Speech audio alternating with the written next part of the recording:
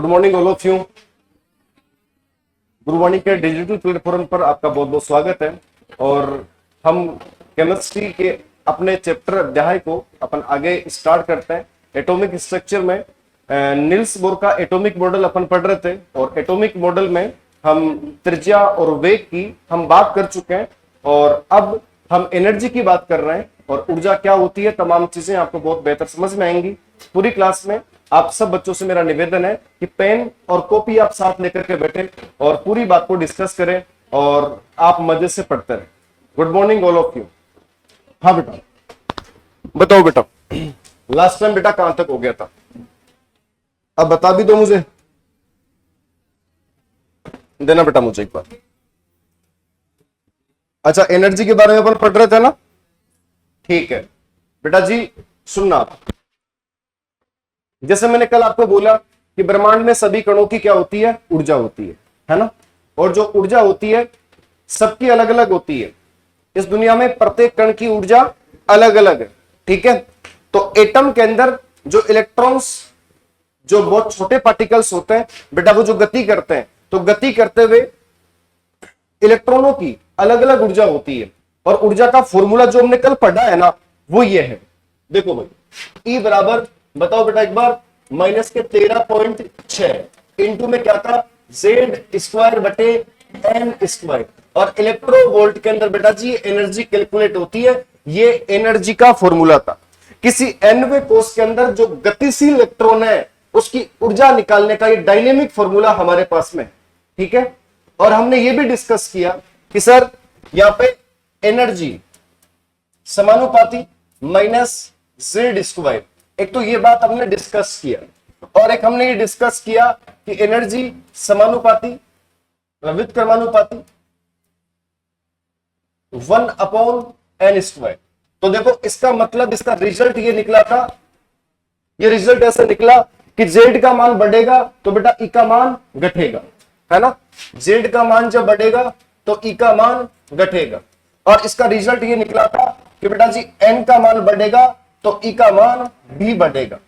परमाणु में कोषों की संख्या के बढ़ने पर हमेशा ऊर्जा का मान बढ़ जाता है, ठीक है। ये तमाम बातें अपन ने पढ़ी। अब आज क्वेश्चन की बारी है, हम क्वेश्चन डिस्कस करेंगे, है ना बेटा। छोटे छोटे क्वेश्चन अपन लेंगे, ओके। लेंथ तक जाएंगे, कोई दिक्कत वाली बात नहीं, आप सिर्फ चीजों को समझने की कोशिश करें, ठीक है बेटा। चलो देखो भाई, तो मैं सबसे पहले एक क्वेश्चन आपको यहाँ पे लिखा देता हूं और उस क्वेश्चन का सॉल्यूशन अपन करेंगे। सबसे पहले बहुत सिंपल क्वेश्चन है।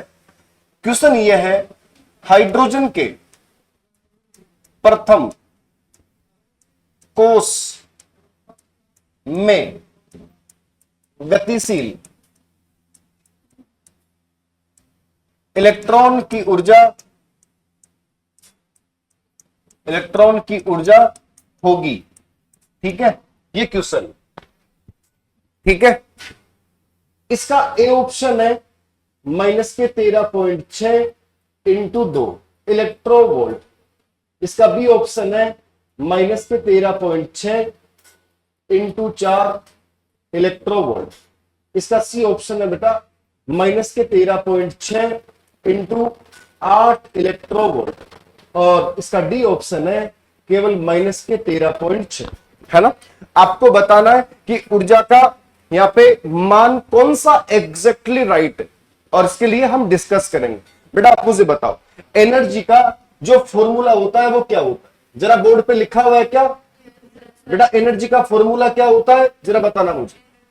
ये -13.6 इंटू Z स्क्वायर बटे N स्क्वायर, ये किसका फॉर्मूला है, एनर्जी का फॉर्मूला है। और इसके अंदर हम N का मान रखेंगे और Z का मान रखेंगे और N और Z का मान रखते ही हमारे पास क्या आ जाएगा बेटा, हमारे पास में यहाँ पे एनर्जी का मान आ जाएगा। तो क्वेश्चन क्या बोल रहा है, क्वेश्चन में क्या लिखा है, पूछा क्या, ये सबसे पहला पार्ट होता है। जब आप किसी भी क्वेश्चन को सोल्व करते हैं, क्वेश्चन को ढंग से पढ़ो और क्वेश्चन को ढंग से पढ़ने के बाद वो कह क्या रहा है देखो, वो पूछ क्या रहा है देखो, और उसके बाद में अपन बात देखिएगा। क्या दिया रहा आपको यहाँ पे, प्रथम कोष दिया क्या बेटा जी, और कौन है यहाँ पे, हाइड्रोजन। तो बेटा पूरी दुनिया जानती है हाइड्रोजन का परमाणु क्रमांक Z कितना होता है, 1 होता है, ठीक है। और यहां पे दे रखा है कि हाइड्रोजन का पहला कोष, तो n का मान क्या हो गया, n का मान मेरे बच्चों 1 हो गया, z का मान भी 1 हो गया, n का मान भी 1 हो गया, और दोनों के मान को आप रख दोगे आप, और दोनों के मानों को जब तुम रख दोगे ना तो बताओ क्या हो जाएगा, E बराबर -13.6 इंटू, अब बताओ z का मान क्या है भाई, बोलो ना, 1, तो 1 का स्क्वायर कर दूं क्या मैं, और बेटा नीचे बताओ n का मान क्या है 1, तो 1 का स्क्वायर कर दूं क्या मैं, तो बताओ क्या आ गया, E बराबर -13.6 इंटू 1/1 आ गया क्या, तो इसका मतलब रिजल्ट -13.6 इलेक्ट्रोवोल्ट आ गया क्या, और ये कौन सा ऑप्शन एग्जैक्टली राइट हो गया बेटा बताओ, चौथा ऑप्शन बिल्कुल ठीक हो गया। तो इस प्रकार के क्वेश्चन बेटा आप लोग कर सकते हो, बड़ा सिंपल क्वेश्चन है। आप लोगों को मैं कहना चाहता हूं एनर्जी का फॉर्मूला वेरी इंपॉर्टेंट आपको याद करना है, जरा बोल के बताओ, -13.6 इंटू जेड स्क्वायर बटे एन स्क्वायर, तो बेटा जी यहां पर बताओ जी जेड क्या होता है, परमाणु क्रमांक हो गया वैसे, ठीक है, और यहां पर एन क्या हो गया, कोषों की संख्या हो गई, ये दोनों मान आप यहां पर रख दोगे तो एनर्जी का जो फॉर्मूला है उसके अकॉर्डिंग बेटा आंसर अपने आप आ जाएगा, ठीक है। ये बिल्कुल सिंपल क्वेश्चन है, सीधा क्वेश्चन है ना, जिसमें सूत्र में आप लोगों को मान रखना है और मान रख करके आपको बेटा उत्तर अपने आप निकाल लेना, ठीक है, तुम कर सकते हो। चलो इसको एक बार कॉपी कर लो बेटा ना, हाँ बेटा कर दूं क्या इसको डिलीट में, इसको डिलीट कर दे बेटा अपन। एटॉमिक स्ट्रक्चर में जो छोटे छोटे जो टॉपिक है, ठीक है ना, उनको अपन डिस्कस कर रहे हैं। अच्छा आप सब लोगों से मेरा विनम्र निवेदन है बेटा, चीजें बड़ी आसान है, आप सब लोग मतलब पवित्र आत्मा के साथ अपने अच्छे शुद्ध मस्तिष्क और मन के साथ में आप क्लासरूम को डील कर रहे हो बेटा जी, आप देख रहे हो चीजों को, चीजें टिपिकल नहीं है, चीजें सिंपल हैं, बस आप लोगों को यहाँ पे सिर्फ देखना है, ठीक है, एक जीनियस फीलिंग के साथ क्लासरूम को यहाँ पे आपसे साझा करना है, बस इतना सा है, और बाकी सारा काम बेटा हमारे पे छोड़ो, हम बहुत बेहतर काम आपसे करवाएंगे, बस आप तो पढ़ते रहो, ठीक है।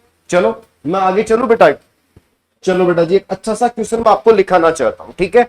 दूसरा क्वेश्चन है बेटा, मैं लिख देता हूं बोर्ड पे, क्वेश्चन है हाइड्रोजन के प्रथम व द्वितीय कोष में गतिशील, हाइड्रोजन के प्रथम व द्वितीय कोष में गतिशील इलेक्ट्रॉनों के लिए, इलेक्ट्रॉन्स के लिए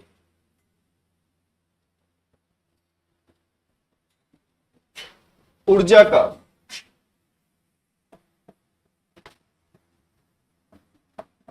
अनुपात होगा। तो बेटा जी एनर्जी का जो अनुपात है, जो ऊर्जा का अनुपात है, वो अपने को देखना, सिर्फ अनुपात देखना अपने को, मतलब कि पहला कोष उसकी ऊर्जा, दूसरा कोष उसकी ऊर्जा, और उन दोनों का ऐसे भाग देना है, और भाग दोगे तो अनुपात आ जाएगा। मामला बड़ा सरल है, याद रखिएगा, जब आप किसी चीज को प्रथम बार देखते हैं आपको कोई चीज टिपिकल लग सकती है ना, जैसे मैं क्वेश्चन की बात कर रहा हूं, जैसे क्वेश्चन का फॉर्मेट होता है, जैसे सीयूटी एग्जाम अपना है ना, उसमें सुमेलित करने वाले क्वेश्चंस भी थे, स्टेटमेंट क्वेश्चंस भी थे, है ना। तो बेटा जी एक क्वेश्चन का जो टाइप होता है, उसका जो प्रकार होता है, तो क्वेश्चन के फॉर्मेट को, हर प्रकार के क्वेश्चन के फॉर्मेट को यहां क्लासरूम में अपन डील करेंगे, ठीक है, जिससे बेटा आपकी क्षमताएं बढ़ेंगी, ठीक है। बेटा दो चीजें होती हैं, एक तो थ्योरी होता है और एक क्वेश्चन होता है, ठीक है। जैसे आपको बता दूं, सबसे पहला काम है कि चीज वास्तव में है क्या, टॉपिक है क्या, वो आपको आना चाहिए, फिर उसके बाद उसका क्वेश्चन किस तरीके से बन सकता है, और वो जो क्वेश्चन है वो घूम के कैसे आ सकता है, वो सारी बातें धीरे धीरे आप क्लासरूम में, जैसे हम बूढ़े होते जाओगे ना, वैसे वैसे अपन बात करते जाएंगे उसकी, ठीक है ना बेटा। अभी तुम बच्चे हो, अभी तुम क्या हो भाई, बच्चे हो, छोटे छोटे बच्चे हो, और वैसे मुझे आप सब लोगों पे बहुत दया आती है, बच्चे भगवान का रूप होते हैं। बताओ कितने भगवान बैठे मेरे सामने हैं, यहाँ इधर आगे की तरफ देवियां बैठी हैं, नारी शक्ति, उधर देवता लोग बैठे हैं, देवताओं प्रणाम है नमस्ते नमस्ते। वैसे घर पे तो सब कुछ ठीक है ना, और ऐसे पारिवारिक समस्याएं तो नहीं तुम लोगों को, बिल्कुल भी नहीं है। कुछ बच्चे तो क्या है, जैसे छोटी सी उम्र के अंदर पटेल बन जाते हैं, घर का पूरा कारोबार काम धंधा वगैरह उन्हीं की नजरों में होना चाहिए। जिस दिन उनकी नजर के अंदर को काम धंधा वगैरह नहीं हुआ, ठीक है, तो फिर दिक्कत आ जाती है उनको। घर का मैनेजमेंट भी संभालते हैं ना कुछ बच्चे, तो संभालते हो ना, अच्छी बात। गांवों के जो आदमी होते हैं जबान के, वो सच्चे होते हैं, जबान में मिठास होती है, और अतिथि देवो भव इनके ब्लड के अंदर होता है। गांव का आदमी बेटा पता है कभी भी ठगाता नहीं है, और गांव का आदमी किसी से ठगता भी नहीं है, ईमानदार होता है गांव का आदमी। आप लोग बेटा जो बहुत सच्चे लोग हैं उनकी संतान है, राइट। मेहनत करना हमारे खून में, राइट। तो आप सोचिए, गांव का बच्चा जिसकी परवरिश 10-15 साल गांव के अंदर हुई, माँ बाप के साथ हुई, दादा दादी के साथ में हुई, पैतृकों के साथ में हुई, बुजुर्गों के साथ में हुई, तो ऐसा बच्चा जब जिद में आता है, ऐसा बच्चा जब ले में आता है, ऐसा बच्चा जब मोटिवेशन में आता है, तो ऐसा बच्चा चंद दिनों के अंदर अपने व्यक्तित्व को बदलता है, अपने सपनों के लिए जब भी काम करता है, रिजल्ट अपने आप बना देता है, रिजल्ट अपने आप उसका आ जाता है। तो पता है, जैसे मेरी शिकायत आपसे ये नहीं कि तुम्हारी कक्षा 10 में परसेंटेज कम बनी, मेरी शिकायत ये भी नहीं कि आप कक्षा 12 के अंदर पढ़े नहीं। बस इतना सा है कि आप जब ईमानदारी से जिद में जब आ जाओगे ना, अपने आप आपसे काम हो जाएगा। और बेटा सफल होने के लिए अपने काम पे ध्यान देना ही पड़ता है। जब आप अपने काम पे पूरा ध्यान दोगे तो परिणाम साक्षात आएंगे, परिणामों को वो रोक ही नहीं सकता, और अच्छे ही आएंगे। सबसे बड़ी बात होती है, इस देश के अंदर बहुत क्लासरूम्स हैं, इस देश में बहुत इंस्टीट्यूट्स हैं, इस देश के अंदर बहुत बच्चे हैं। प्रत्येक माँ बाप का बच्चा है कि मेरा बच्चा सक्सेस हो, प्रत्येक माँ बाप ये चाहते हैं कि मेरा बच्चा कामयाब बने, मेरा बच्चा बहुत तरक्की करे। लेकिन पूरी दुनिया के बच्चे सफल नहीं होते, पूरी दुनिया के बच्चे असफल भी नहीं होते। सफल वही बच्चे होते हैं, और सफल उन्हीं अभिभावकों के बच्चे होते हैं जो ईमानदारी, निष्ठा और कर्तव्य की पालना करते हैं। और जब आप अपने कर्तव्य की पालना बेटा जिस दिन करने लग जाओगे ना, आपको खुद को फीलिंग आने लग जाएगा कि जीवन में अब अच्छा होने वाला है। आपका परिणाम अभी तक नेगेटिव रहा क्योंकि आपने मेहनत नहीं, आपका परिणाम अब पॉजिटिव होगा, आप मेहनत करोगे तब होगा, वरना नहीं होगा। इसलिए हमें मेहनत करने की जरूरत, इसलिए हमें श्रद्धा के साथ यहां बैठने की जरूरत है। इस क्लासरूम के अंदर बेटा आप अपने समर्पित भाव से यदि बैठे हैं, आपका मस्तिष्क काम कर रहा है, आपकी आत्मा यहां लगी हुई है, तो बेटा जी ऊर्जा अपने आप बन जाती है।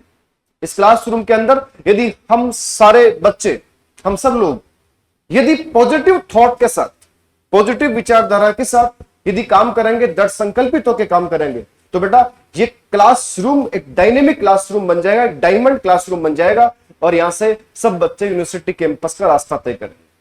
देखिएगा, औपचारिक काम हमें नहीं करना, औपचारिक काम हमें नहीं करना, हमारा संकल्प होना चाहिए। मैं तो इतना वादा आपसे करता हूं कि यदि यहाँ पे क्लासरूम के अंदर बहुत कमजोर बच्चा बैठा है, यदि क्लासरूम के अंदर एक ऐसा बच्चा बैठा जिससे आज दिन तक उस बच्चे को खुशी नहीं मिली अपने रिजल्ट से, मैं कहता हूं उस बच्चे को भी कि आप भी बेटा यूनिवर्सिटी कैंपस के लिए थोड़ा एक बार देखो, सोचो, सपने देखो। और सपने देखना बहुत अच्छी बात है, सपने देखने चाहिए, सपने देखने का हक प्रत्येक इंसान को, और सपनों के लिए काम करने का हक भी प्रत्येक इंसान को।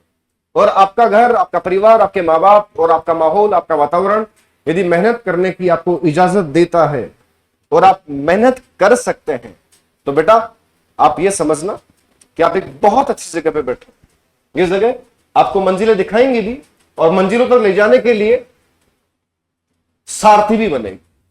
बस इतना सा आप काम करते है ना, और सारी चीज मजे से पढ़ेंगे, प्यार से पढ़ेंगे, कोई तनाव क्लासरूम के अंदर नहीं रहेगा।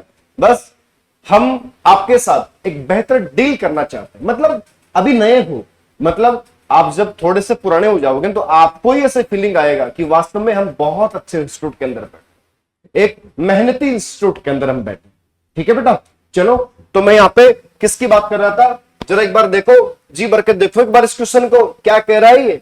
अब क्या कह रहा है बताओ। देखे, हाइड्रोजन के प्रथम व द्वितीय कोष में गतिशील इलेक्ट्रॉन के लिए ऊर्जा का अनुपात क्या होगा। ठीक है, मैं यहां पर एक काम करता हूं, यहां पर 4 ऑप्शन लिख देता हूं। ठीक है, जैसे 4/1 है, बी ऑप्शन में बेटा जी 1/4, सी ऑप्शन में बेटा जी 1/6 और डी ऑप्शन में बेटा none of these, none of these.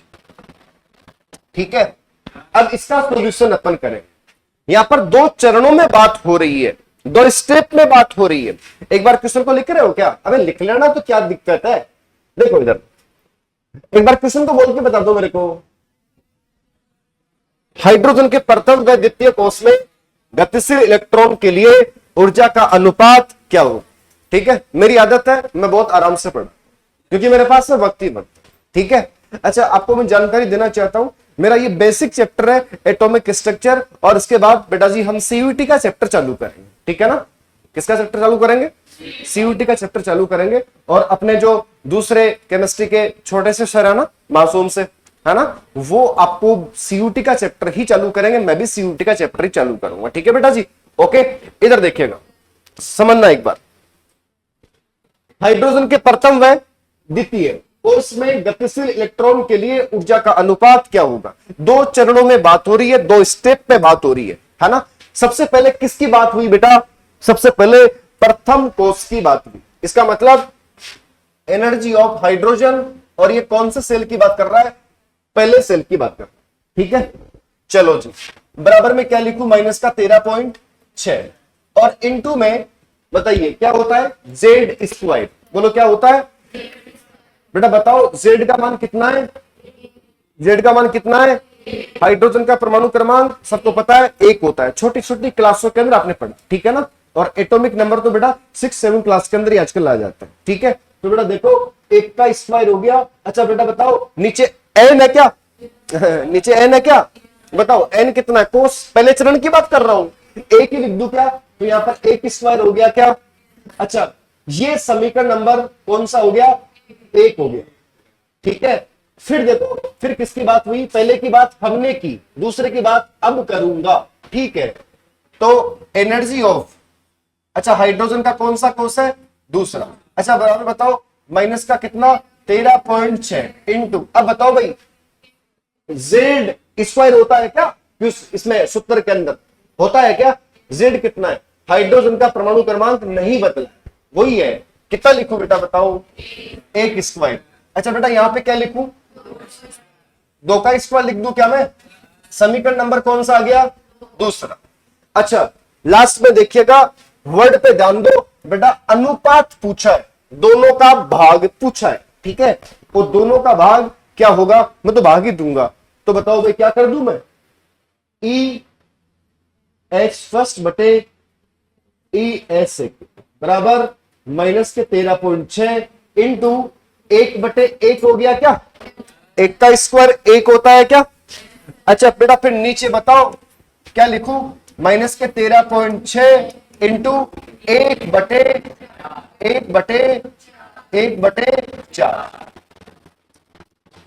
ठीक है, आजकल तुम्हें ये अंश और हर में काटना वाटना ठीक तरीके से आने लग गया। ठीक है, बताओ माइनस का 13.6 से माइनस का 13.6 जादू मंत्र छू मंत्र उड़ा दूं क्या? ओके उड़ा दिया। बताओ भाई अब बराबर में क्या निकला? बताओ। अरे 1/1 और 1/4, अंश और हर के अंदर भी क्या हो गया? अंश और हर हो गया। ठीक है, इसको सेट करने का काम मैं पहले ही कर चुका हूं, मैं पहले ही बता चुका हूं। ठीक है, बताओ क्या करूं मैं? अच्छा बराबर में 1/4, बेटा 1/4 कर दूं क्या मैं? ठीक है, यहां लिखता हूं बेटा सिस्टमेटिकली, EH फर्स्ट बटे ES सेकंड बराबर क्या लिखूं भाई? 1/4 और नीचे क्या लिखूं? 1/1, ऊपर वाली संख्या को नीचे वाली से, और इसको गुना करके फिर नीचे की तरफ। तो बताओ 4 एकम 4 और 1 एकम 1, तो यहां पर ये अनुपात क्या निकल के आ गया बेटा? बताओ 4:1। और ये कौन से ऑप्शन में आपको दिखाई पड़ रहा है? पहले ऑप्शन। तो कौन सा ऑप्शन ठीक हो गया? पहला ऑप्शन ठीक हो गया। ठीक है, बहुत छोटी सी बात है, मैं दोबारा से बोलना चाहता हूं, सुनना एक बार, क्योंकि मैं आपके प्रत्येक वक्त को लेकर के गंभीर आदमी। देखिए सबसे पहली बात बेटा, जब तक नींव स्ट्रोंग नहीं होगी तब तक इमारत मजबूत नहीं बनेगी, है ना। देखिए आप मेरी बात का बुरा भी मत मान जाना, मैं आप लोगों को कुछ नहीं समझता, मैं आपको 10वीं कक्षा पास के बच्चे समझता हूं, ठीक है। और प्रत्येक टॉपिक को बड़े प्यार से अपन डील करेंगे, छोटी छोटी बातें, जैसे ये बातें, ये 9वीं क्लास की बात, लेकिन मैंने बताई आपको, इसलिए बताई क्योंकि मैं गंभीर हूं आपको लेकर, है ना, आपके भविष्य की मुझे चिंता। देखिए बेटा, छोटी छोटी बातें हैं, उनको बहुत अच्छे तरीके से यदि आप समझते हैं। एक मुझे शिकायत ये भी मिलती है क्लासों के अंदर कि सर हम जब किसी क्वेश्चन को सोल्व करते हैं तो कभी कभी हम कैलकुलेशन जो है उसमें जाकर के हमारा माथा खराब हो जाता है और हमारा क्वेश्चन गलत हो जाता है। मैं नहीं चाहता ऐसा परिणाम। बेटा जी, छोटी छोटी कैलकुलेशंस हैं, उनकी प्रैक्टिस जब होती है तो बच्चा अपने आप इंप्रूव करता है। इसलिए छोटी छोटी कैलकुलेशंस पे भी आपको ध्यान देने की जरूरत है, प्रत्येक बात को समझने की जरूरत है ना। और आप सब लोगों से मेरा इतना निवेदन है, कोई बच्चा यदि घर पे जाता है, डेली अप डाउन करता है, ठीक है, तो बेटा शाम को यूट्यूब चैनल खोल के एक बार देख लिया करो, ये सारी क्लासेज आपको ऑनलाइन भी मिलेगी, ठीक है ना, गुरवानी केयर इंस्टीट्यूट के यूट्यूब चैनल पर। और ये मोबाइल की स्क्रीन वाले बच्चे, बेटा आप भी मेरी बात को समझे, पेन कॉपी साथ लेके बैठा करो, ठीक है ना, और मजे से पढ़ो, तनाव बिल्कुल मत रखो, घर में शांति रखो। और अभी आप घर में, मुझे पता है, ये भी पता है मुझे, इस समय आपके घर वाले आपको मोबाइल फोन दिला रखे हैं। मोबाइल फोन के अनुप्रयोग नेगेटिव पॉजिटिव बताओ बच्चों, ये मेरे बच्चे कह रहे हैं ऐसे, बताओ बेटा मोबाइल फोन का उपयोग कितने प्रकार से होता है? 2 प्रकार से, एक तो क्या और एक क्या, नेगेटिव, ठीक है। अभी अपने मुल्क भारत के खूब बच्चे मोबाइल फोन का नेगेटिव प्रयोग भी कर रहे हैं और बहुत बच्चे पॉजिटिव प्रयोग भी इसका कर रहे हैं। यदि मोबाइल फोन को यदि आप देखेंगे तो पूरा संसार है, उसकी पूरी स्टडी गूगल पे है ना, लेकिन मोबाइल फोन के बहुत नेगेटिव इंपैक्ट भी है। मैं तो सिर्फ इतना कहना चाहता हूं कि जिंदगी न तो संसाधनों से बनती है न साधन से बनती है, जिंदगी सिर्फ और सिर्फ हकीकत से, ईमानदारी से, मेहनत से बनती है ना। तो आप बढ़िया मेहनत करो, है ना, ऑल द बेस्ट बेटा। चलो देखो भाई, तो प्रथम द्वितीय, अब सुनते हो क्या, प्रथम और द्वितीय, ठीक है, 2 चरण है। पहले चरण की बात कर रहा हूं, EH फर्स्ट, EH सेकेंड, ये दूसरी बात है ना। सूत्र में सिर्फ और सिर्फ मैंने मान रखने के सिवाय कुछ नहीं किया, मैंने अनुपात देख लिया, अनुपात लास्ट में 16 हो गया और ये 4:1 इसका राइट आंसर हो गया। जल्दी से कॉपी कर, ओके ओके मेरे बच्चों, आगे चल पड़ू क्या मैं, मिटा दूं बेटा इसको मैं? चलो भाई, आपकी इजाजत मिली मुझे, आगे चलूं? अभी लिखते हो कि नहीं लिखते हो तुम लोग? डॉक्टरों की तरह लिखते हो? वैसे पता है तुम भी तो डॉक्टर बनोगे ना? कैसे बनोगे बताओ तो, कैसे बनते डॉक्टर है? बेशाखा बनोला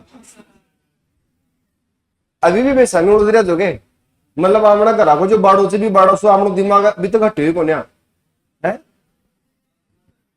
ऐसा। हेलो बेटा,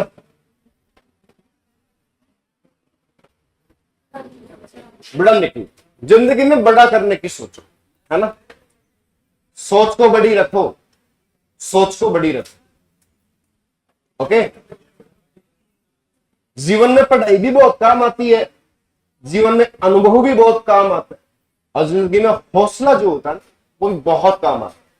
और काम हमेशा कॉन्फिडेंस, विश्वास से होता है ना। जब आपको भरोसा है ना, आप कर जाओ, आपको भरोसा नहीं है आप नहीं करोगे, ठीक है। अरे कभी कभी 50 किलो का पहलवान 80 किलो के पहलवान को पटक नहीं दे देता, कॉन्फिडेंस का फर्क है, जज्बे का फर्क, बताओ, है ना भाई। तो कॉन्फिडेंस से काम करो, सब कुछ बढ़िया हो, ठीक है, ओके। चलो देखो भाई, अब जैसे एक छोटी सी बात, ऊर्जा तलों के अंतर की बात कर रहा हूं जी मैं यहां। परमाणु के बीच में मेरे बच्चों क्या होता है जरा बोल के बताओ? नाभिक।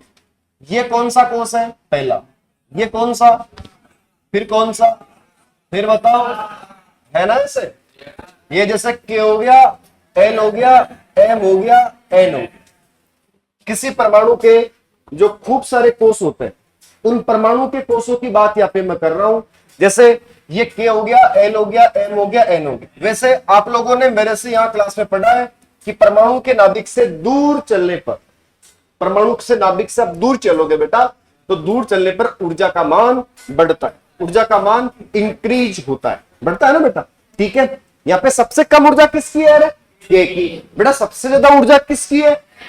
एन की है। ठीक है, अब जैसे मैं यहाँ पे एक इलेक्ट्रॉन पड़ा है, ठीक है, और इस इलेक्ट्रॉन के बारे में कुछ कहना चाहता हूं, और एक यहाँ पे एक इलेक्ट्रॉन इस जगह पड़ा है, मैं इसकी भी बात करना चाहता हूं। ठीक है, अब इसकी ऊर्जा अलग, इसकी ऊर्जा अलग, क्योंकि मैं कह चुका हूं, मेरा स्टेटमेंट है, मेरा बयान है कि अलग अलग जगह पर इलेक्ट्रॉन होता है तो उसकी ऊर्जाएं अक्सर अलग अलग होती है।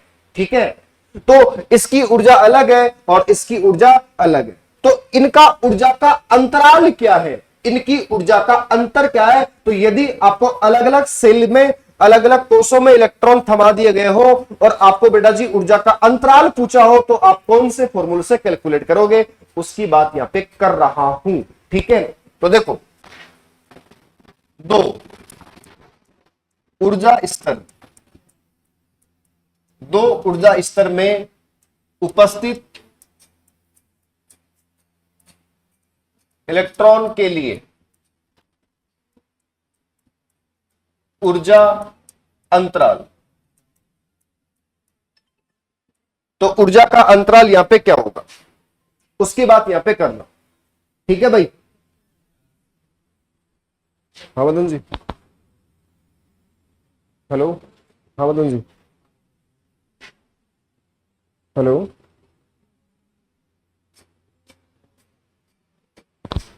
हाँ जी, देखिएगा, दो ऊर्जा स्तर में उपस्थित आपके पास में, भाई दो ऊर्जा स्तर आपके पास में, हेलो हेलो,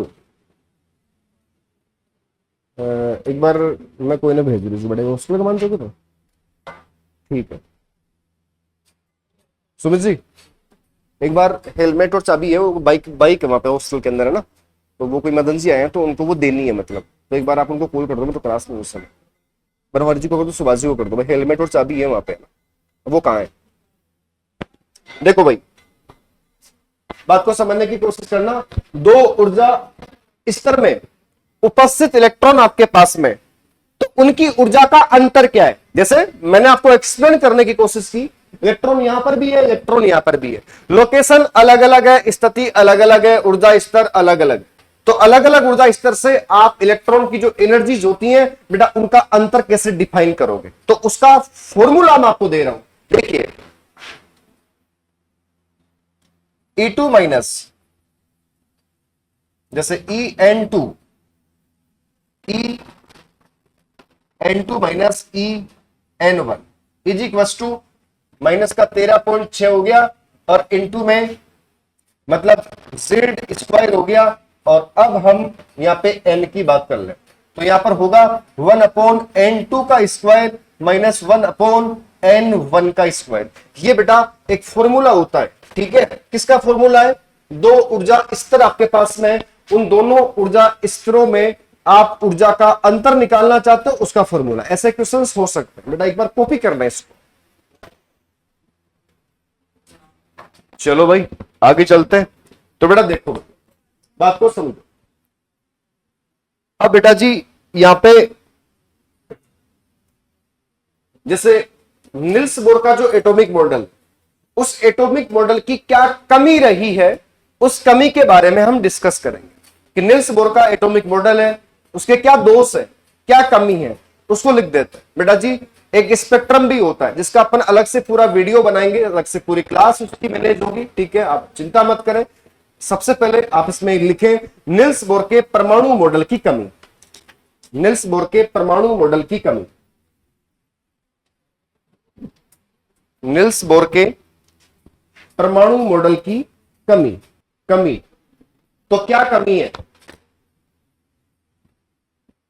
अच्छा देखना भाई, जैसे सबसे पहले आकर के किस मॉडल ने समझा?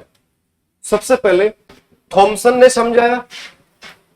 समझना एक बात, जैसे प्रोसेस देखना, यहां केमिस्ट्री में कैसे राख उड़ रही है, सुन रहे हो? यहां पे क्या बकवास हो रही है, कहा जा रहा है बच्चों को, फिर बताया जा रहा है ये तो गलत था, फिर और कुछ कहा जा रहा है, फिर क्या कहा जा रहा है ये भी गलत था, है ना? इतने में बच्चों का माथा खराब। लेकिन केमिस्ट्री अपवादों से भरी पड़ी है, स्टडी से भरी पड़ी है। देखिए सबसे पहले परमाणु का मॉडल, परमाणु का नमूना सबसे पहले किसने दिया था? ऐसे डाल्टन ने कुछ बकवास बात बोली, ठीक है ना, फिर थॉमसन ने कुछ बोली, फिर उसके बाद रदरफोर्ड कुछ बोल गया, फिर निल्स बोर कुछ बोल गया, आगे चल के इसमें और बढ़िया से बढ़िया बातें आएंगी, ठीक है। थॉमसन ने बोला, ओए सुन लो ना, पता है थॉमसन ने क्या बोला? मॉडलिंग दिया ना उसने कि परमाणु होता है गोलाकार, बोलो कैसा होता है? गोलाकार धनावेशित पिंड होता है, इलेक्ट्रॉन 10 होता है। फिर रदरफोर्ड आ गया, ठीक है, फिर इसने कह दिया कि बीच में नाभिक होता है, इलेक्ट्रॉन साइड में, ठीक है। फिर उसके बाद निल्स बोर के एटॉमिक मॉडल ने बात की। सबकी अपनी अपनी कमी है ना। तो बेटा जी इतिहास के पन्नों पर यदि हम रिसर्च को देखें तो रिसर्च के अंदर सबसे बड़ी बात है कि एक बात बोली जाती है, फिर उसकी टांग खींच ली जाती है ना, फिर उससे एक नई बात निकल के आती है, फिर उसके बाद उस बात में दिक्कत कर दिया जाता है, फिर एक नई बात आती है। ऐसे अपन एटॉमिक मॉडल्स के अंदर जो बातें हो रही हैं, इन एटॉमिक मॉडल्स के अंदर बातें हैं, उनको अपन यहाँ क्लास में साझा कर रहे हैं कि वास्तव में बात है क्या, ये क्या मान रहा है एटम का, है ना। देखिए अब यहां पर सबसे पहली बात है कमी। भाई कमी क्या है इसके अंदर? जो इतनी बातें पढ़ी है ना, अब उसके बाद कमी आप देखो तो कमी में सबसे पहला है, सबसे पहली बात देखो बेटा, यह सिर्फ लिख लो वैसा, यह सिर्फ एक इलेक्ट्रॉनिक स्पीसीज, यह सिर्फ एक इलेक्ट्रॉनिक स्पीसीज, यह सिर्फ एक इलेक्ट्रॉनिक स्पीसीज पर ही लागू होता है, यह सिर्फ एक इलेक्ट्रॉनिक स्पीसीज पर ही लागू होता है। ओके अच्छा, जहां पर भी 2 इलेक्ट्रॉन आगे बेटा फेल हो जाएगा, एक इलेक्ट्रॉन पे लागू होगा, 2 इलेक्ट्रॉन आगे फेल हो गया। जैसे मान लो H पर लागू होता है लेकिन HE पर लागू नहीं होता क्योंकि उसमें नंबर ऑफ इलेक्ट्रॉन कितने? 2 है, ठीक है। जैसे Li पर लागू नहीं होता है, अच्छा, लेकिन Li2+ पर लागू होता है क्योंकि उसमें 1 इलेक्ट्रॉन है, ठीक है। तो एक इलेक्ट्रॉनिक स्पीसीज की ही बात करेगा, और जहां पर एक से अधिक इलेक्ट्रॉन आ गए ये पूरी थ्योरी वहां से गायब हो जाएगी, वो काम ही नहीं करे, ठीक है। ओके अच्छा, एक सवाल आप पर ये भी है कि सर जैसे आप ये बोलते हो क्वेश्चन के अंदर कि हाइड्रोजन का पहला कोष फिर दूसरे कोष की त्रिज्या का अनुपात, है ना, बट आप लोगों ने क्वेश्चन भी किया ना आप लोगों ने, लेकिन वास्तव में हाइड्रोजन में तो दूसरा तो कोष होता ही नहीं है ना। मैं कह रहा हूं निल्स बोर का एटॉमिक मॉडल एक इमेजिनेशन है, एक कल्पना है, और उस कल्पना में ये गणितीय बात कर रहा है, मैथमेटिक्स फोर्शन की बात कर रहा है कि साहब पहला दूसरा तीसरा होता नहीं है, ये अलग बात है, ठीक है भाई। चलो अब देखो, एक इलेक्ट्रॉनिक स्पीसीज पर ही लागू होता है, ठीक है। अब इसकी दूसरी बात लिखो, दूसरी कमी लिखो, इसकी दूसरी कमी के अंदर लिखे बेटा,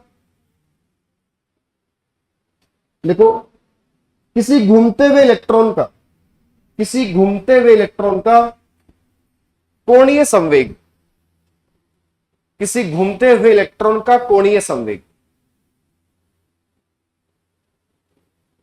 कोणीय संवेग NH/2 पाई के, NH/2 पाई के बराबर ही क्यों होता है, बराबर ही क्यों होता है, NH/2 पाई के बराबर ही क्यों होता है, यह बात NH/2 पाई के बराबर ही क्यों होता है, यह बात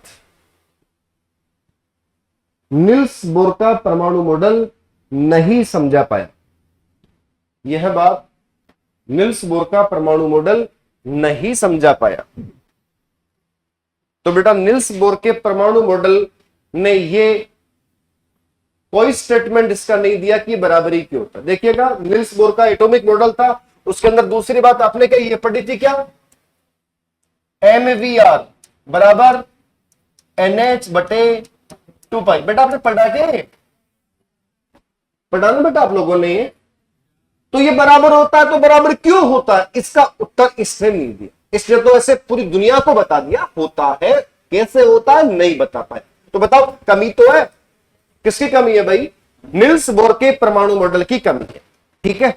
चलो तीसरी बात लिखो बेटा आप लोग, ओके इसमें लिखो स्पेक्ट्रमी रेखाओं की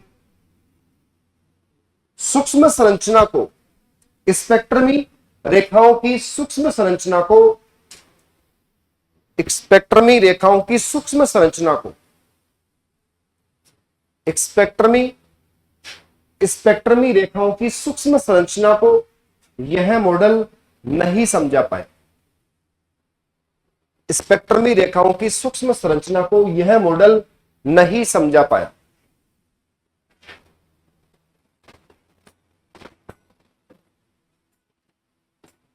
ओके, और इसकी अगली कमी लिखो, यह मॉडल स्पेक्ट्रम रेखाओं के चुंबकीय क्षेत्र, स्पेक्ट्रम रेखाओं के चुंबकीय क्षेत्र, स्पेक्ट्रम रेखाओं के चुंबकीय क्षेत्र, कोष्टक में लिखो जीमान प्रभाव, जीमान प्रभाव, स्पेक्ट्रमी रेखाओं के चुंबकीय क्षेत्र, कोष्टक में लिखे जीमान प्रभाव, जीमान, जीमान है, जीमान प्रभाव, वह विद्युत क्षेत्र, वह विद्युत क्षेत्र, कोष्टक में लिखे स्टार्क प्रभाव, स्टार्क प्रभाव, स्टार्क प्रभाव को नहीं समझा पाया, को नहीं समझा पाया। तो बेटा जी ये क्या है, निल्स बोर के एटॉमिक मॉडल की कमियां, खामियां है ना। इसके बारे में निल्स बोर का एटॉमिक मॉडल नहीं कह पाया, और निल्स बोर का एटॉमिक मॉडल बहुत सफल होने के बाद में भी क्या हो गया, फेल हो गया। ठीक है, ओके। अब आपको हम यहां पढ़ाने वाले हैं तरंग यांत्रिकी मॉडल। ठीक है, बातें क्या होती हैं अभी तक आपको नहीं पता, लेकिन बातें बहुत आसान होती हैं। बेटा एक बहुत छोटी सी हेडिंग लगाओ, तरंग, या ऐसे लिखो परमाणु का तरंग यांत्रिकी मॉडल, परमाणु का तरंग यांत्रिकी मॉडल, परमाणु का तरंग यांत्रिकी मॉडल, परमाणु का तरंग यांत्रिकी मॉडल, परमाणु का तरंग यांत्रिकी मॉडल। और जो बेटा परमाणु का तरंग यांत्रिकी मॉडल है वो क्या होता है, ठीक है, उसकी बात यहां पे करते हैं। ओके बेटा, मैं छोटी सी बात आपसे डिस्कस करना चाहता हूं। ठीक है, तरंग यांत्रिकी मॉडल, इसमें तरंग वर्ड का इस्तेमाल किया गया ना बेटा जी। बेटा देखो, जैसे आप समझना, जैसे आप बालकनी में बैठे हो और एकदम मस्त बैठे हो, बारिश का मौसम है, ठीक है, और आप बारिश का लुत्फ उठा रहे हैं, और आप अपनी निगाहों से, अपनी नजरों से न जाने किस ख्वाब के अंदर खोए हुए हो, और खोए हुए ख्वाब के अंदर आप यहां से जो बरसात आ रही है बालकनी के उस ओर, ठीक है, उस बरसात को आप देख रहे हैं। ठीक है, आप उस बरसात को यदि आप देखते हैं, आपको लगता है यदि बरसात तेज है, ठीक है, तो पता है वो जो पानी की छोटी छोटी बूंदें हैं वो आपको लाइनों में आती हुई भी दिख रही है। बोलो दिख रही है क्या? मतलब मैं आपको ये कह रहा हूं आज कि कोई पार्टिकल जब एक अच्छी खासी वेलोसिटी के साथ में जब मोमेंटेबल होता है, जब वो गति करता है, तो गति करता हुआ जो इलेक्ट्रॉन होता है या गति करता हुआ जो पार्टिकल होता है ना, वो तरंग के रूप में, किरण के रूप में भी, ठीक है। जैसे आप ये देखो, ये बंदूक है,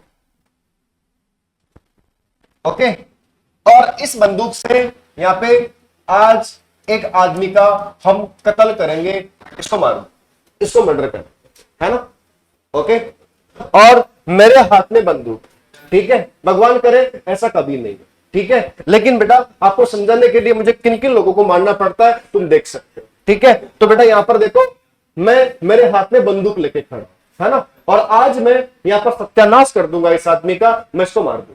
ठीक है, अब इस बंदूक की गोली यहां से निकलेगी, और वैसे यहां कहते हैं सुसाट करती हुई निकलेगी, और ये बंदूक की गोली जाकर के इसके छाती को चीर के निकलेगी।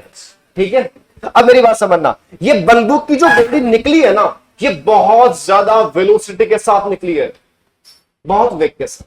तो पता है, जैसे अब मूवी देखते हो अभी कौन सी आई, जो भी आई, मैं तो नहीं देख सकता। देखो तो जैसे मूवी के अंदर आप देखते हो स्लो मोशन के अंदर से हीरो उसको गुंडे को मारता है, फिर स्लो मोशन के अंदर वो गोली जाती है ऐसे, ठीक है ना, फिर उसके बाद जाकर के उसको लग जाती है, फिर वो ऐसे मर जाता है, ठीक है ना, और हीरो ऐसे बालों को यूं झुला करके फिर उसके बाद उधर साइड में निकल जाता है और हीरोइन कहती है वाओ माय स्वीट हार्ट। बताओ, तो देखना बेटा एक बार, सुनना एक बार, जैसे ये बंदूक की गोली जब वहां उधर जाती है तो बेटा जी बहुत वेलोसिटी के साथ जाती है। अब आपको ये पार्टिकल नहीं दिखेगा, आपको ये तरंग के रूप में दिखेगा, ठीक है। अब जैसे मैं बताना चाहता हूं इस मॉडल के अंदर तमाम सारी बकवास अपन पढ़ेंगे। जैसे एटॉमिक मॉडल के अंदर ये जो बात आई है ना, वो ये आई है कि परमाणु के बीच में क्या होता है, नाभिक, और नाभिक के बाहर इलेक्ट्रॉन क्या करता है, चक्कर लगाता है। तो बेटा परमाणुओं की अक्सर तस्वीरों के अंदर आप ये गोले देखते हैं, ये लाइनें देखते हैं, बोलो देखते हो क्या, ये लाइनें क्या है, ये इलेक्ट्रॉन के घूमने का क्षेत्र है। और इलेक्ट्रॉन जब वेलोसिटी के साथ में घूमता है तो इलेक्ट्रॉन बेटा कण तो है ही, लेकिन वो तरंग भी है। ओके, मैं सबसे बड़ा एग्जांपल इसका मैं देता हूं, ठीक है। आगे चल के डी ब्रोगली के अंदर अपन मजेदार बातें पढ़ेंगे, जैसे कि सूर्य भगवान, ओके, और सूर्य भगवान से आने वाला प्रकाश। अब ये सूर्य से आने वाला जो प्रकाश, धरती पे प्रकाश आता है, बड़ी कृपा है सूर्य भगवान की। और बताओ मुझे, ये सूर्य का जो प्रकाश है ये किस रूप में आता है? ये कण के रूप में भी आता है और तरंग के रूप में भी आता है, मतलब कि फोटॉन्स, मतलब कि ऊर्जा के छोटे छोटे पैकेट्स, बंडल आते हैं भाई, ठीक है, जो धरती पे गिर रहे हैं। ओके, वो तरंग के रूप में भी है, वो कण के रूप में भी है। ओके भाई, ठीक है, ऊर्जा के छोटे छोटे पैकेट्स, सही बात है क्या। अब देखो, जैसे मैं बता ही दूं आपको, जैसे मैंने कहा कि जब कोई पार्टिकल बहुत ज्यादा वेलोसिटी के साथ में मोमेंटेबल होता है तो वो पार्टिकल तो होता ही होता है, लेकिन वो तरंग का रूप भी ले लेता है ना। किसका रूप लेता है बेटा जी, तरंग का रूप, ठीक है। अब जैसे मान लो कि एक बच्चे को याद में तोप में डाल के, ठीक है ना, और उसको मैं पाकिस्तान भेजूंगा, ठीक है, तोप के अंदर डाल दिया बच्चे को, पाकिस्तान भेजूंगा। अब बताओ, तोप को जैसे ही मैं लॉन्च करूंगा, ठीक है, बच्चा इतनी स्पीड से जाएगा, इतनी स्पीड से जाएगा कि वो पार्टिकल तो होगा ही होगा, लेकिन वो तरंग के रूप में जाएगा, लाइन के रूप में जाएगा, जाएगा ना भाई। ओके, ठीक है, देखना भाई, जैसे आपको मैं समझा दूं, जैसे आप बेटा एटम की स्ट्रक्चर देखोगे तो एटम की स्ट्रक्चर के अंदर आपको ये दिखाई पड़ेगा, ठीक है। मैं बहुत सारी इमेज यहां पे निकालता हूं, ठीक है, और इन इमेजेस के अंदर अपन टोटली बात यहां पे करते हैं, बड़ा समझने की तुम कोशिश करें, ठीक है। जैसे मैं इसको यहां पे ले लेता हूं, ठीक है, इस वाली तस्वीर को यदि आप देख रहे हैं तो आप इस तस्वीर के अंदर कुछ विशेष बातें देखें, ठीक है। जैसे इसमें लिखा है bore atomic model of A nitrogen atom, और नाइट्रोजन एटम का ये मॉडल है, मतलब कि एटम है, और इस एटम का जो फिगर है वो आपके सामने, ठीक है। बेटा देख, नाइट्रोजन एटम है, परमाणु क्रमांक 7 है, और उसके अंदर जो नंबर ऑफ प्रोटॉन है वो 7, ठीक है। ये तो नाभिक हो गया, इसका न्यूक्लियस हो गया, जिसमें ये वाले जो पार्टिकल्स हैं ये न्यूट्रॉन है, और जिसके ऊपर जो प्लस लिखा हुआ है वो प्रोटॉन है, ठीक है। मैंने आपको अभी स्टेटमेंट दिया कि बेटा जी जो इलेक्ट्रॉन जब भागता है तो इलेक्ट्रॉन एक लाइन के रूप में भागता है, ठीक है। अब जैसे ये इसका पहला सेल हो गया, ये क्या हो गया बेटा, इसका पहला सेल हो गया। अब ये जो पहला सेल है इसके अंदर एक लाइन आ रही है, कैसे कैसे, है ना, ये लाइन अपने आप में एक वेव, एक तरंग है यहां पे, ठीक है, एक तरंग है। फिर यहां पे इसका दूसरा सेल आ गया, इसका दूसरा कोष आ गया, और दूसरे कोष के अंदर भी एक लाइन है। मैं तो सिर्फ, मेरा इतना सा कहने का इंटेंस है आप सब लोगों को कि बेटा जी जो आपके पास एटम होता है, उस एटम के अंदर जो इलेक्ट्रॉन्स होते हैं वो इलेक्ट्रॉन्स एक तरंग के रूप में भी कार्य करते हैं। और तरंग यांत्रिकी मॉडल के अंदर हम दो बातें डिस्कस करेंगे, पहला तो डी ब्रोगली थ्योरी, और दूसरा हाइजेनबर्ग थ्योरी, है ना, हाइजेनबर्ग का अनिश्चितता का सिद्धांत, ठीक है। और दोनों को मजे से पढ़ेंगे, और ये दोनों बातें वास्तव में हमारी प्रकृति से, नेचर से जुड़ी हुई है, ठीक है। अभी बहुत सारे अच्छे अच्छे एग्जाम्पल मैं आपको दूंगा, उन एग्जाम्पल्स के अंदर आपको इस बात का पता लगे, ठीक है। तो बेटा इंतजार कीजिए इस बात का। बता दो मुझे कैसे, वो साइड में कैसे जाएगा, यहां से, ओके, ठीक है। बताओ क्या लोगे इसका,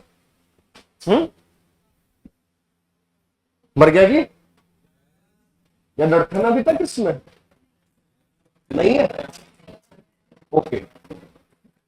क्राइम, अपराध, किसने सिखाया, अब मैं कितना शाना आदमी हूं, अपराध मेरी जिंदगी से बहुत कोसों दूर है।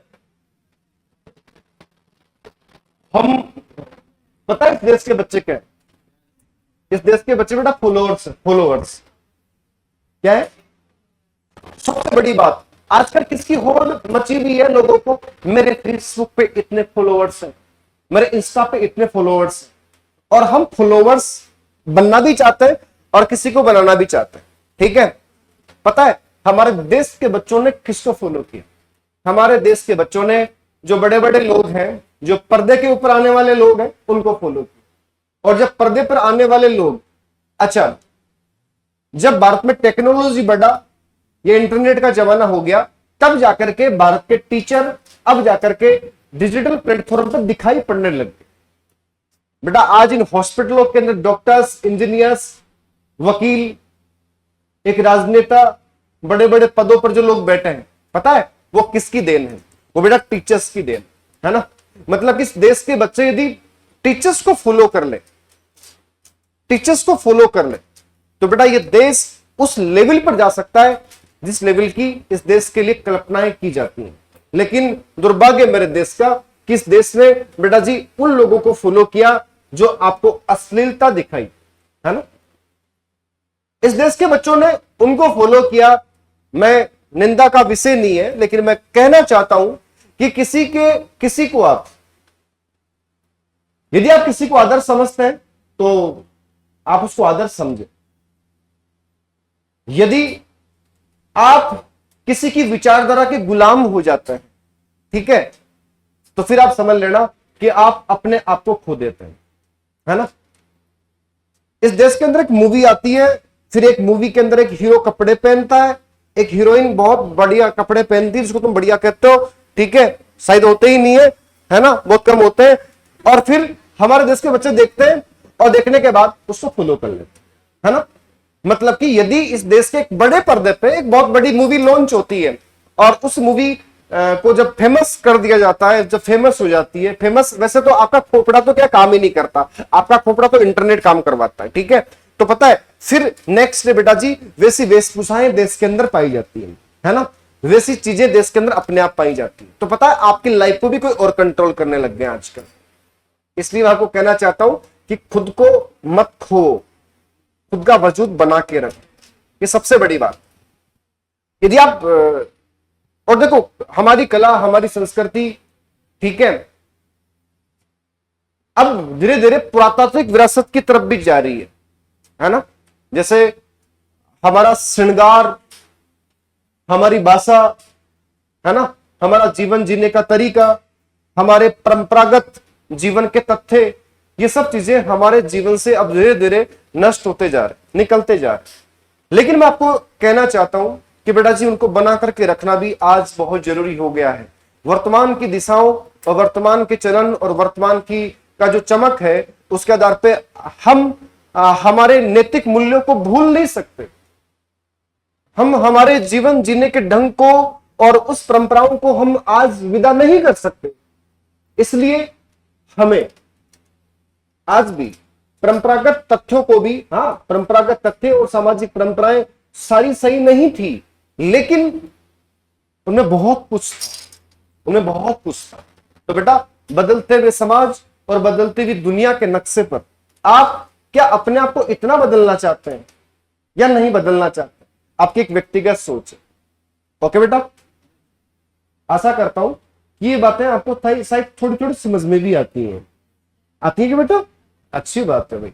चलो ठीक है, तो बेटा जी अब हम डिस्कस जो करने वाले हैं वो किसके लिए डिस्कस करने वाले हैं? बेटा जी हम परमाणु का तरंग यांत्रिकी मॉडल पढ़ने वाले हैं। और इसके अंदर लिखो, इसके दो पार्ट है, दो भाग है इसके अंदर, ठीक है ना। इसके अंदर पहला लिखो बेटा जी है डी ब्रोगली धारणा, डी ब्रोगली धारणा।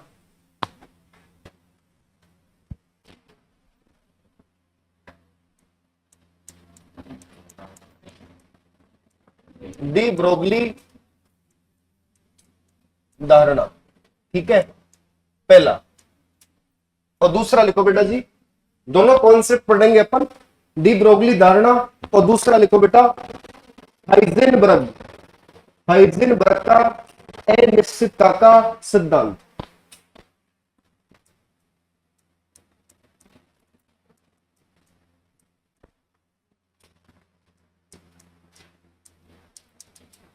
हाइजेनबर्ग सिद्धांत, ठीक है। और दोनों के अंदर बहुत दमदार बातें आएंगी। इन्होंने जो रिसर्च किया, स्टडी किया, वो स्टडी पूरी दुनिया को बताया, और वो स्टडी सार्वभौमिक है, सत्य है, ठीक है। तो सबसे पहले किसकी बात करेंगे मेरे बच्चों, बताओ, डी ब्रोगली थ्योरी, ठीक है। अब हेडिंग लगाओ प्यारी सी, डी ब्रोगली धारणा, डी ब्रोगली धारणा, डी ब्रोगली धारणा।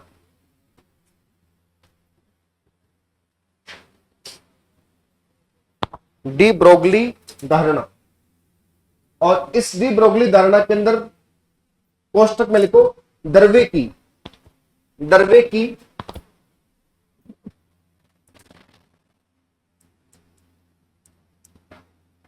दर्वे की दोहरी,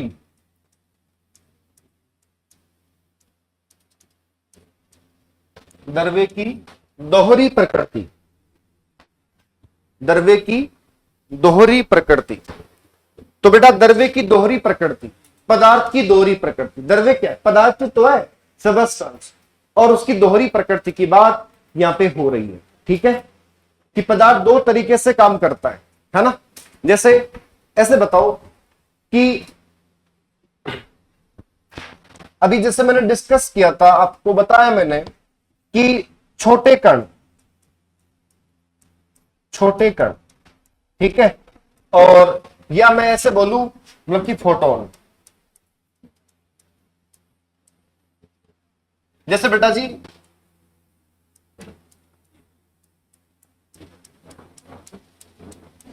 कौन है बेटा, ये सूर्य, ठीक है। और सूर्य से धरती पे क्या आ रहा है भाई, प्रकाश आ रहा है क्या। तो आने वाला ये प्रकाश कण तो है ही है, लेकिन तरंग भी, कण और तरंग दोनों के रूप में धरती पे गिरता है, ठीक है। मतलब कि जो सूर्य से आने वाला प्रकाश है, ये बेटा दो तरीके से काम करता है। ये कण के रूप में आता है, ऊर्जा के छोटे छोटे पैकेट्स, बंडल आते हैं, और इसके अलावा बेटा जी लाइनें, तरंगे, किरणें भी आती हैं, ठीक है।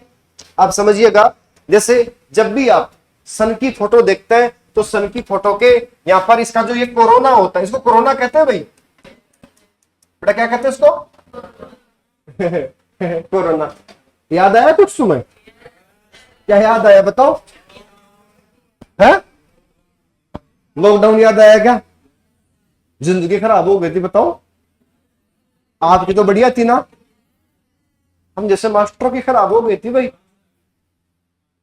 कोविड-19, कोविड-19 बच्चों के जो मजे हुए थे एक ही नंबर है।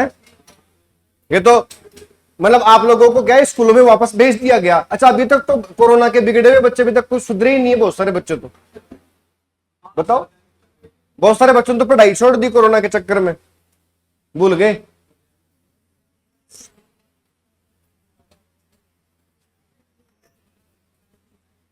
बेटा पता है इस कोविड वायरस ने, देखिएगा जिंदगी में कभी कभी जितना खराब वक्त होता है ना, सुनते हो, जितना खराब वक्त होता है वो उतने ही अच्छे वक्त का जन्मदाता होता है, याद रखिएगा आप लोग। अच्छा बेटा, अपने देश के अंदर एक बड़ी लड़ाई नहीं लड़ी गई जिसका इफेक्ट अपने देश पे कम था, और वो था प्रथम और द्वितीय विश्व युद्ध, ठीक है। अच्छा ये कहां लड़े गए, उस इलाकों के अंदर लड़े गए, है ना। तो पता है जिन देशों के अंदर प्रथम विश्व युद्ध और द्वितीय विश्व युद्ध का इफेक्ट ज्यादा था, वहां पर लोग खत्म हो गए, ठीक है। अब जैसे एक छोटी सी बात, एक स्टडी बताऊंगा आपको मैं, एक स्टडी बताऊंगा, एक ऐसे बहुत फिलोसॉफिकली बात है। मेरी चाय खत्म कर दूं मैं पहले, चलो।